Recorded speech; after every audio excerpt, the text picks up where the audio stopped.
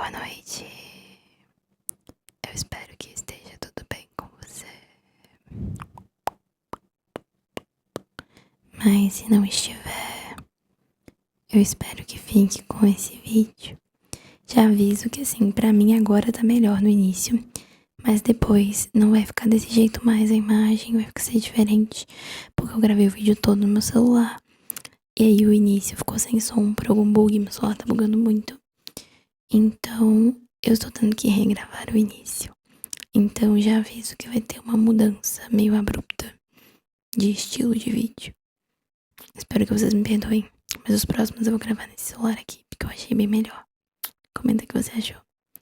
Enfim, o vídeo de hoje é a continuação da leitura de Orgulho e Preconceito, da Jane Austen, que a gente começou a ler e lemos do capítulo 1 ao 4 em outro vídeo. E aí vocês podem continuar vendo aqui e eu vou deixar o outro vídeo na descrição para vocês acompanharem os primeiros capítulos dessa saga lendo esse livro.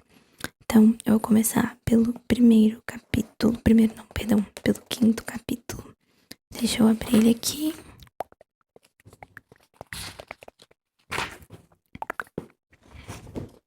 Capítulo 5. À distância de uma breve caminhada de Longbourn, vivia uma família de que os Bennet eram especialmente íntimos. Sir William Lucas praticara havia tempo o comércio em Meryton, onde juntara uma riqueza razoável e obtivera a honra de receber o título de cavaleiro por um discurso ao rei pronunciado enquanto era prefeito. A honraria talvez tenha sido demasiada para ele. Levou-o a perder o gosto pela profissão e pela pequena cidade comercial onde vivia. E abandonando ambas as coisas, mudara-se com a família para uma casa a cerca de 1 milha de Meryton, chamada a partir de então de Mansão Lucas, onde podia meditar prazerosamente sobre a própria importância e, livre dos negócios, ocupar-se exclusivamente em ser gentil com todos. Pois, embora orgulhoso de sua nova condição, não se tornou arrogante. Ao contrário, era só atenção com todo mundo. Inofensivo por natureza, afetuoso e atencioso. A apresentação em St. James tornara-o cortês. Era Lady Lucas uma excelente mulher, mas não inteligente demais para ser uma ótima vizinha da Sra. Bennet. Tinham muitos filhos. O mais velho deles, uma moça sensata e inteligente de cerca de 27 anos. Era amiga íntima de Elizabeth. Que as senhoritas Lucas e as senhoritas Bennet se reunissem para conversar sobre o baile era algo absolutamente necessário. E a manhã seguinte à festa trouxe as primeiras a Longbourn para ouvirem e falar. Você começou bem a noite, Charlotte, disse a Sra. Bennet com gentil comedimento à senhorita Lucas. Você foi a primeira escolha do Sr. Bingley. Sim, mas ele pareceu preferir a segunda. Ah, você deve estar referindo-se a Jane, pois ele dançou com ela 2 vezes. Com certeza pareceu que ele a tivesse admirado. De fato, estou propensa a acreditar que sim. Ouvi algo a esse respeito, mas não sei bem o que. Alguma coisa sobre o Sr. Hobson. Talvez você esteja referindo-se ao que eu escutei sobre ele e o Sr. Hobson. Não lhe contei? Quando o Sr. Hobson perguntou a ele o que achara das nossas festas de Meryton, e se não achava que havia muitas mulheres lindas no salão, e qual, em sua opinião, era a mais bonita, ele respondeu de imediato à última pergunta. Ah, a mais velha das senhoritas Bennet, sem dúvida. Não pode haver 2 opiniões a esse respeito. Meu Deus, bom, isso é muito enfático. Até parece que, mas afinal, pode não querer dizer nada. O que eu ouvi foi mais interessante do que você, Elisa, ouviu, disse Charlotte. O Sr. Darcy não é tão digno de ser ouvido quanto amigo, não é verdade? Coitada da Elisa, ser só suportável. Por favor, não ponha na cabeça de Lizzie que ela deva zangar-se com essa afronta, pois ele é um homem tão desagradável que seria uma verdadeira desgraça ser apreciada por ele. Disse-me a senhora Long a noite passada que ele se sentou ao seu lado durante meia hora e nem sequer abriu a boca. Tem certeza, minha senhora? Não haverá aí algum pequeno engano, disse Jane. Tenho certeza de ter visto o Sr. Darcy a conversar com ela. Ah, porque ela enfim lhe perguntou se estava gostando de Netherfield. e ele não teve como deixar de responder a ela. Senhora Long me disse que ele ficou irritadíssimo por terem dirigido a palavra a ele. Ah, porque ela enfim lhe perguntou se estava gostando de Netherfield. Ah, perdão, tô lendo a mesma coisa. Disse-me senhorita Bingley, tornou Jane, que ele não é de nunca falar muito, a não ser com os conhecidos mais íntimos. Com eles, ele é muitíssimo agradável. Não acredito numa só palavra disso tudo, querida. Se ele fosse assim tão agradável, teria dirigido a palavra à senhora Long. Mas posso imaginar o que se passou.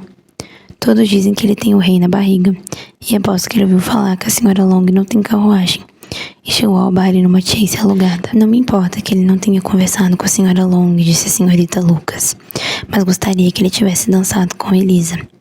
Da próxima vez, Lizzie, disse sua mãe, eu não dançaria com ele se fosse você.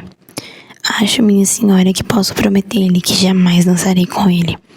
O orgulho dele, disse a senhorita Lucas, não me ofende tanto quanto de costume, pois tenho uma desculpa.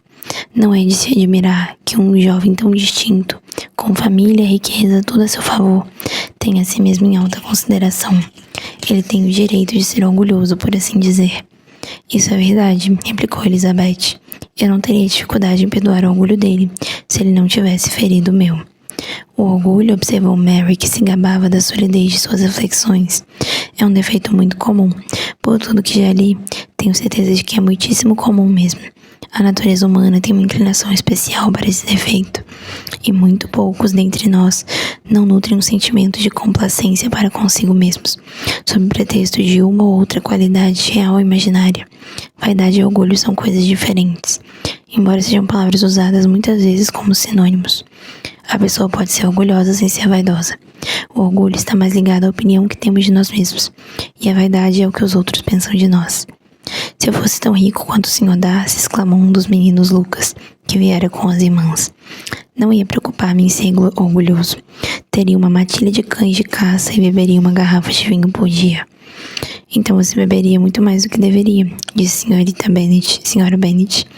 E se eu pegasse você fazendo isso, tiraria imediatamente a garrafa da sua frente.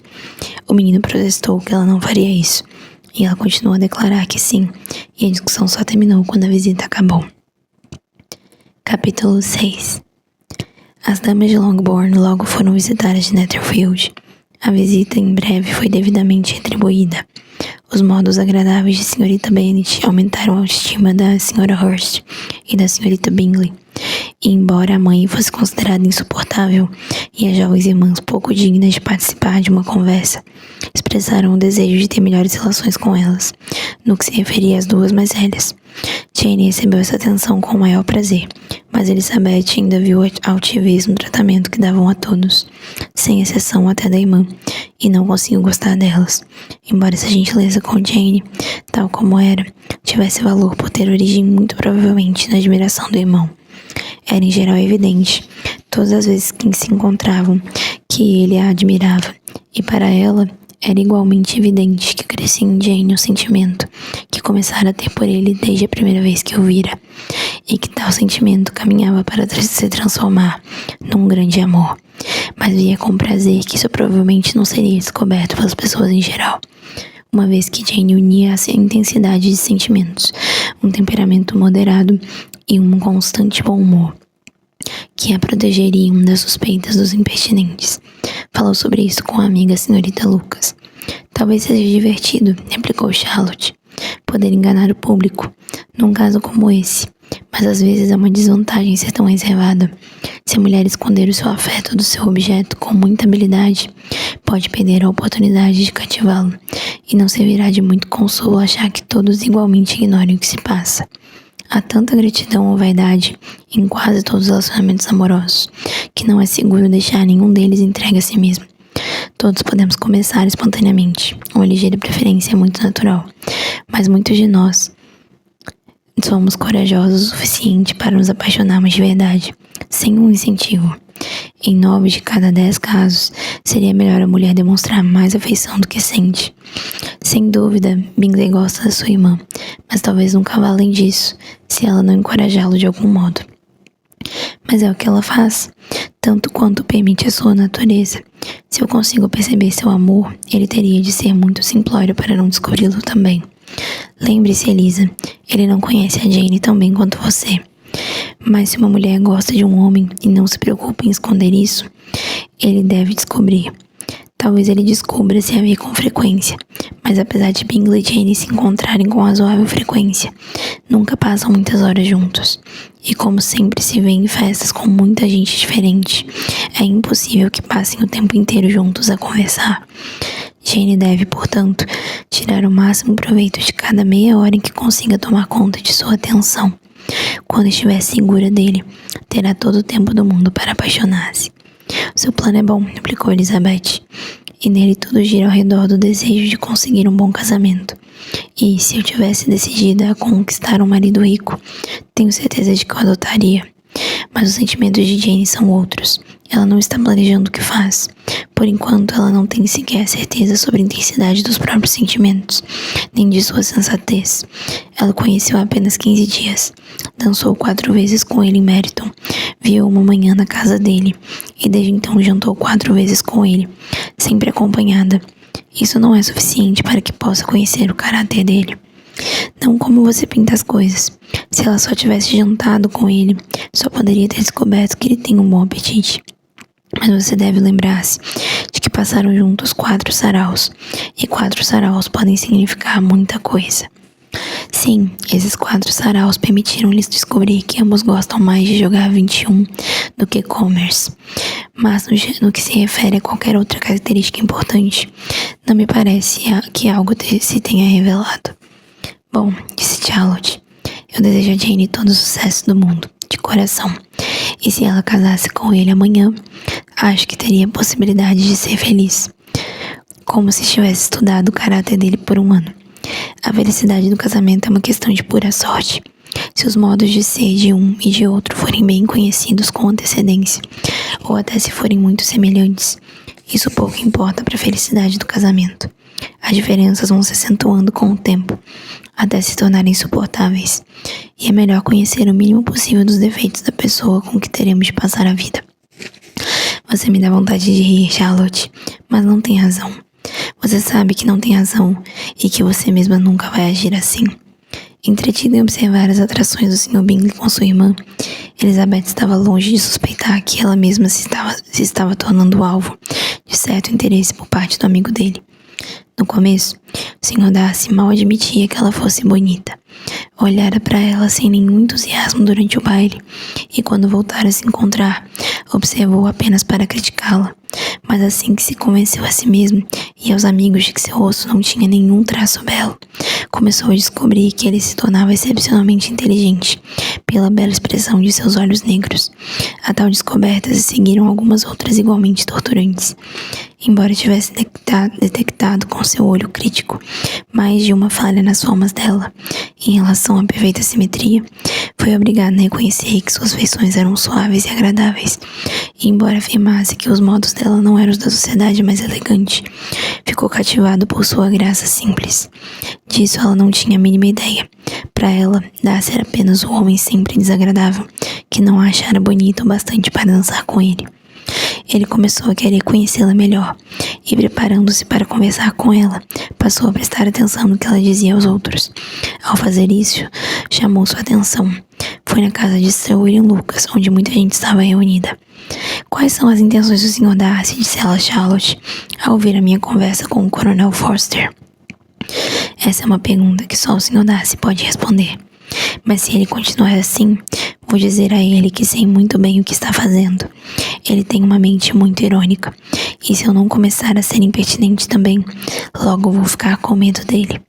Quando logo em seguida o Sr. Darcy se aproximou delas, ainda que sem parecer ter nenhuma intenção de falar, Senhorita Lucas desafiou a amiga a mencionar o assunto com ele, o que, provocando de imediato Elizabeth, levou a voltar-se para ele e dizer: o senhor não acha, Sr. Darcy, que me expressei excepcionalmente bem há pouco, quando estava provocando o Coronel Forster para que ele nos oferecesse um baile em Meryton?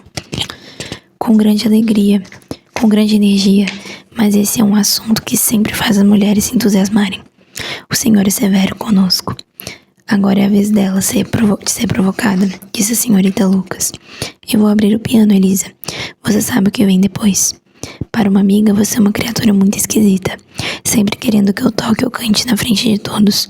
Se a minha vaidade tivesse assumido um aspecto musical, você teria sido inestimável. Mas como as coisas são, eu prefiro não me sentar diante de gente habituada a ouvir os melhores executantes. Como a senhorita Lucas insistisse, porém ela acrescentou: muito bem, se tem de ser assim, que seja. E lançando um olhar grave ao Sr. Darcy: há um velho ditado muito sábio, que todos aqui com certeza conhecem. Guarde o ar para esfriar a sopa, e eu vou guardar o meu para cantar. Tocou agradavelmente, mas de modo algum com perfeição. Depois de uma ou duas canções, e antes que pudesse responder aos pedidos de muitos que queriam que cantasse de novo, foi avidamente sucedida no instrumento por sua irmã Mary, que, por ser a única da família carente de dotes naturais, tinha dado duro para adquirir conhecimentos e habilidades, e estava sempre impaciente para se exibir. Mary não tinha nem talento nem bom gosto, e embora a vaidade lhe tivesse dado aplicação, também lhe deram um ar pedante e modos afetados, que já a prejudicariam se ela tivesse obtido um grau de brilhantismo mais alto do que o alcançara. Elizabeth, simples e sem afetação, fora ouvida com muito mais prazer, embora não tocasse nem a metade do que tocava a irmã. E Mary, ao fim de um longo concerto, ficou feliz por obter elogios e agradecimentos com uma série de áreas escocesas e irlandesas, a pedido das irmãs mais novas, que, com algumas das Lucas e 2 ou 3 oficiais, se reuniram entusiasmadas para dançar num dos cantos do salão. O Sr. Darcy permaneceu perto delas, silenciosamente indignado com tal maneira de passar o tempo, deixando de lado qualquer tipo de conversação, e tão absorvido estava em seus pensamentos que não percebeu Sir William Lucas ao seu lado, até Sir William dar início à conversa. Que encantadora diversão para o jovem Sr. Darcy! Não há nada como a dança, afinal. Considero um dos principais refinamentos das sociedades civilizadas. Sem dúvida, meu senhor, e tem a vantagem de estar também em voga entre as menos civilizadas sociedades do mundo. Todo selvagem sabe dançar. Sir William limitou-se a sorrir. Seu amigo dança deliciosamente, prosseguiu ele depois de uma pausa, ao ver Sr. Bingley juntar-se ao grupo. E não tenho dúvidas de que você também é versado nessa ciência, Sr. Darcy. Creio que me viu dançar em Meryton, senhor. De fato, e não foi medíocre o prazer que tive ao vê-lo. Você dança com frequência em St. James? Nunca. Não acha que seria um cumprimento adequado ao lugar? É um cumprimento que não faço jamais em nenhum lugar. Quando posso evitá-lo? Posso deduzir o que você tem em casa na capital? O Sr. Darcy curvou-se em sinal afirmativo. Durante um tempo eu também pensei em me estabelecer em Londres, pois sou um apreciador da alta sociedade, mas tive receio de que o ar da capital não fizesse bem para Lady Lucas. Fez uma pausa à espera de uma resposta, que porém o seu interlocutor não estava disposto a dar. E como Elizabeth se aproximasse deles naquele momento, lhe ocorreu a ideia de fazer um elegantíssimo galanteio e a chamou. Querida senhorita Elisa, por que não está dançando? Sr. Darcy, permita-me apresentá-lo à mais desejável jovem parceira. Você não pode recusar-se a dançar, é claro, quando tem tanta beleza à sua frente. E, tomando a mão dela, fez o gesto de dá-la ao Sr. Darcy, que, embora extremamente surpreso, não estava disposto a recusá-la, quando ela bruscamente lhe deu as costas e disse ao Sr. William em tom alterado: meu senhor, realmente não tenho a menor intenção de dançar. Rogo-lhe que não pense que passei por esses lados em busca de um par. Com grave elegância, o Sr. Darcy pediu que lhe fosse dada a honra de sua mão, mas em vão. Elizabeth estava decidida. Nem Sir William abalou em seu propósito com suas tentativas de convencê-la. Você dança tão divinamente, senhorita Elisa, que é crueldade negar-me a felicidade de vê-la. Embora este cavalheiro não aprecie as diversões em geral, ele não pode opor-se, tenho certeza, a nos entreter por meia hora. O Sr. Darcy é gentileza em pessoa, disse Elizabeth sorrindo. De fato, mas com tal inspiração, minha querida senhorita Elisa, não é de admirar tal cortesia, pois quem poderia recusar-se a um tal par? Elizabeth lançou-lhe um olhar malicioso e se retirou. A existência dela não a rebaixara aos olhos de Darcy, e estava ele pensando nela com certa complacência, quando foi abordado pela senhorita Bingley. Posso adivinhar o objeto de seus devaneios? Acho que não. Está pensando em como seria insuportável passar muitos saraus assim nessa sociedade. E confesso que estou de pleno acordo. Nunca me aborreci tanto. Essa insipidez e mais o barulho. A nulidade e empáfia dessa gente, que não daria para ouvir as suas críticas a eles. Garanto-lhe que sua conjectura está completamente errada. Entretinha-se a minha mente de um jeito bem mais agradável. Estava a meditar sobre o enorme prazer que pode provocar um par de lindos olhos no rosto de uma bela mulher. De imediato, a senhorita Bingley cravou os olhos no rosto dele e desejou que ele lhe dissesse qual mulher poderia inspirar tais reflexões. Sr. Darcy replicou com grande intrepidez: Senhorita Elizabeth Bennet. A senhorita Elizabeth Bennet, repetiu a senhorita Bingley. Estou pasma. Desde quando ela vem sendo a favorita?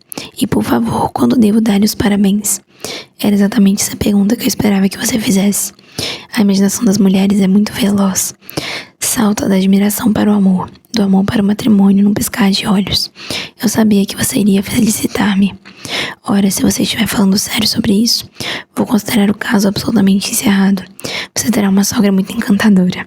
E é claro, ela sempre estará em Pemberley com você. Ele a ouviu com completa indiferença, enquanto ela assim se divertia. E com uma serenidade dele a convenceu de que tudo ia bem, deu livre curso à sua ironia. Capítulo 7.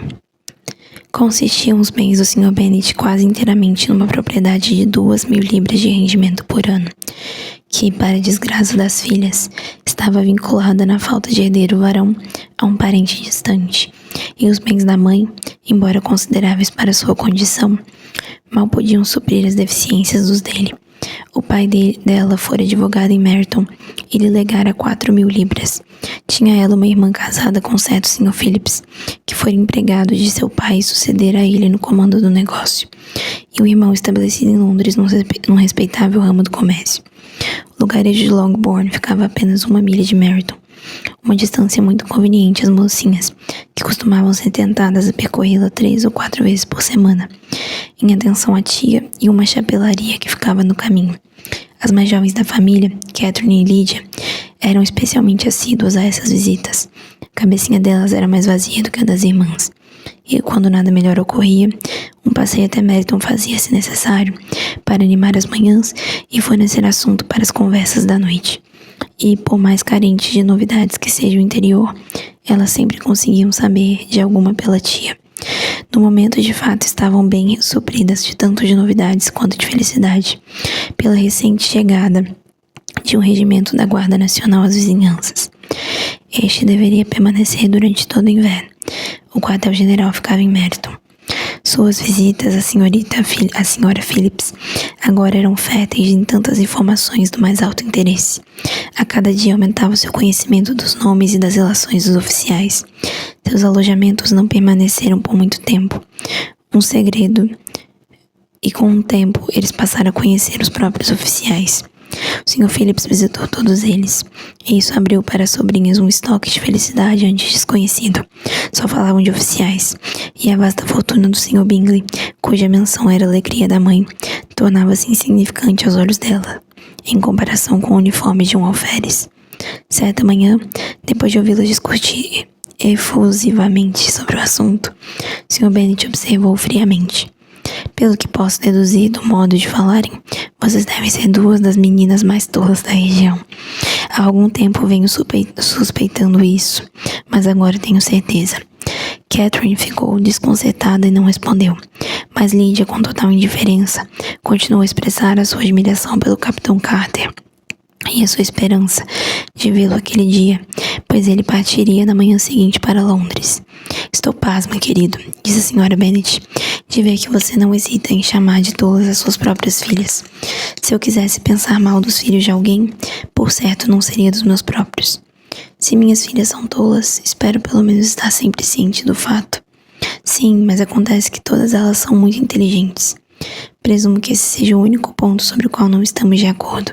Eu tinha esperança de que nossos sentimentos coincidissem em todos os pormenores, mas tenho de discordar de você nesse ponto, pois acho que as nossas 2 filhas mais moças são incrivelmente bobas.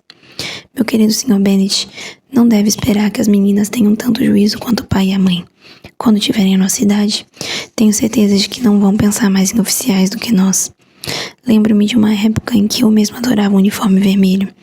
E, na verdade, ainda gosto, no fundo do coração. E se um coronel jovem e valente com 5 ou 6 mil libras por ano quiser uma das nossas meninas, não vou dizer não a ele. E acho que o coronel Foster parecia muito elegante em seu uniforme a outra noite na casa de Sir William. Mamãe, exclamou Lydia. Titia diz que o coronel Foster e o capitão Carter não vão com tanta frequência à casa da senhorita Watson, como quando vieram pela primeira vez para cá. Ela os tem visto sempre na biblioteca de Clark. Senhorita Bennet foi impedida de responder pela chegada de um criado com um bilhete para a senhorita Bennet. Perdão, a senhora Bennet. O bilhete para a senhorita Bennet. Vinha de Netherfield e aguardou a resposta. Os olhos da senhora Bennet brilharam de contentamento e ela implorava ansiosa enquanto a filha lia. De quem é, Jane? De que se trata? O que diz? Vamos logo, Jane, conte-nos. Vamos, querida. É da senhorita Bingley, disse Jane. Passou a ler em voz alta. Minha querida amiga, se você não tiver a bondade de jantar hoje com Louise e comigo, corremos o risco de nos detestar uma a outra pelo resto da vida, pois um tete-a-tete de um dia inteiro entre duas mulheres sempre acaba em briga. Venha assim que receber este bilhete. Meu irmão e os demais cavaleiros vão jantar com os oficiais. Sua amiga. Com os oficiais? Exclamou Lydia. É de se admirar que titia não nos tenha contado isso. Jantar fora, disse a senhora Bennet. Isso é muito azar. Posso usar a carruagem? Disse Jane. Não, querida, é melhor você ir a cavalo, pois é provável que chova, então você vai ter que passar a noite lá. Esse seria um bom plano, disse Elizabeth, se você tivesse certeza de que eles não se ofereceriam para trazê-la de volta a casa. Ah, mas os cavaleiros usaram a chase do Sr. Bingley para ir a Meryton, e os Hurst não possuem cavalos. Eu gostaria muito de ir de carruagem, mas querida, seu pai não pode dispensar os cavalos, estou certa disso. Eles são necessários na fazenda, não é, Sr. Bennet? São necessários na fazenda com muito maior frequência do que posso dispor deles. Mas se você os levasse à fazenda hoje, disse Elizabeth, os objetivos de mamãe seriam alcançados. Por fim, ela conseguiu fazer com que o pai admitisse que os cavalos estariam ocupados. Jane foi, portanto, obrigada a ir a cavalo, e sua mãe a acompanhou até a porta com muitas alegres previsões de mau tempo. Suas esperanças foram satisfeitas. Mal partiu Jane e já começou a chover forte. Suas irmãs ficaram preocupadas com ela, mas a mãe estava contente. A chuva prosseguiu por toda a tarde sem parar. Jane, por certo, não poderia voltar. Tinha uma excelente ideia mesmo, disse a senhora Bennet, mais de uma vez, como se o crédito por chover fosse todo seu. Até a manhã seguinte, porém, ela não teve consciência plena de quão bem sucedido fora seu plano. O de jejum mal acabara quando um criado de Netherfield trouxe o seguinte bilhete para Elizabeth. Minha caríssima Lizzie, sinto muito mal essa manhã. Deve ser por ter me molhado muito ontem. Meus gentis amigos não querem ouvir falar do meu retorno até eu melhorar. Pedem-me insistentemente também que veja o Sr. Jones. Portanto, não se assustem se souberem que ele foi chamado por minha causa. E com exceção da dor de garganta e de cabeça, não sinto mais nada. Sou amiga, etc.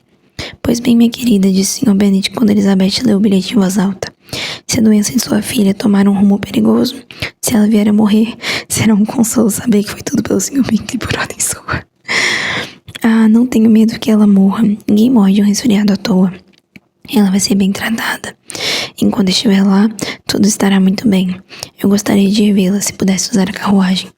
Sentindo-se realmente nervosa, Elizabeth estava decidida a ir até lá, embora a carruagem não estivesse à disposição. E como não sabia montar, sua única opção era ir a pé. Ela comunicou sua decisão. Como você pode ser tão tola, exclamou a mãe, para pensar uma coisa dessas com toda essa lama. Você não estará em estado de se apresentar ao chegar lá. Estarei em ótimo estado para ver Jane, e isso é tudo que eu quero. Será que isso é uma indireta, disse o pai, para que eu mande os cavalos? Não quero evitar a caminhada. A distância não é nada quando se tem um motivo. São só 3 milhas. Vou estar de volta para o jantar. Admiro a vitalidade de sua bondade, observou Mary. Mas todo impulso sentimental deve ser guiado pela razão. E, na minha opinião, o esforço deve ser proporcional ao objetivo. Nós vamos com você até Meryton, disse Catherine e Lydia. Elizabeth aceitou a companhia delas, e as 3 moças partiram juntas. Se nos apressarmos, disse Lydia enquanto caminhavam, talvez consigamos ver o capitão Carter antes de ele partir. Em Meryton, elas se separaram. As 2 mais jovens dirigiram-se para os alojamentos da esposa de um dos oficiais, e Elizabeth prosseguiu sua caminhada sozinha, atravessando campos e mais campos, com um passo rápido, saltando sobre cercas e pulando poças com impaciente agilidade. E achando-se por fim à vista da casa, com os tornozelos doídos, meias sujas e o rosto brilhante pelo calor do exercício. Introduziram-na na copa, onde estavam reunidos todos menos Jane, e onde sua chegada causou grande surpresa. Que ela tivesse caminhado 3 milhas de manhã tão cedo, com um tempo tão ruim ainda sozinha, era algo quase inacreditável para a Sra. Hurst e para a Srta. Bingley. E Elizabeth teve a certeza de que isso fez com que a desdenhassem. Foi recebida por elas, porém com toda cortesia. E nos gestos do irmão havia algo melhor do que cortesia. Havia bom humor e delicadeza. Sr. Darcy pouco falou, e o Sr. Hurst absolutamente nada. Primeiro estava dividido entre a admiração pelo brilho que o exercício dera às feições dela, e a dúvida sobre a ocasião se justificava que viesse de longe tão sozinha. O segundo estava pensando só no desjejum. Suas perguntas sobre a irmã não tiveram respostas animadoras. Srta. Bennet passara a noite doente, e, embora se tivesse levantado, tinha febre e não estava bem o bastante para sair do quarto. Elizabeth ficou satisfeita por ser levada a ela imediatamente, e Jane, que só fora resfriada pelo medo de criar alarme ou inconvenientes, se expressasse em seu bilhete o quanto esperava essa visita. Ficou contentíssima ao vê-la entrar.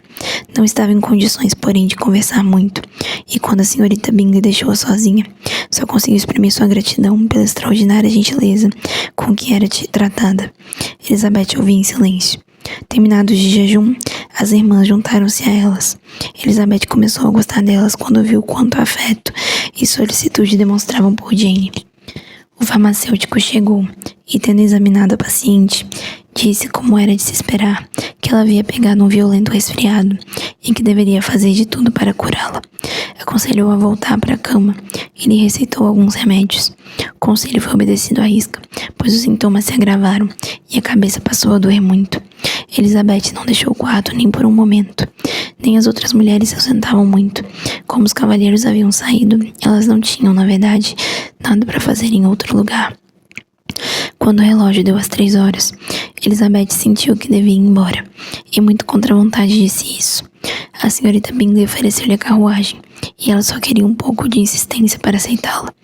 Quando Jane mostrou tanto desejo de partir com ela, que a Srta. Bingley foi obrigada a converter a oferta da Chase num convite para que ela permanecesse por enquanto em Netherfield.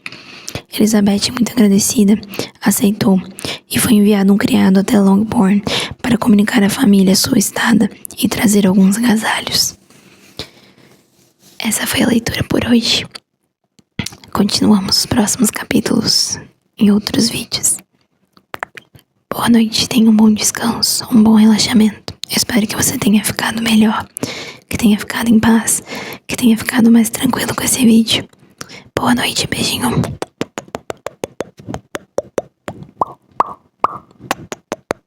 Tchauzinho, tchauzinho, tchauzinho, tchauzinho.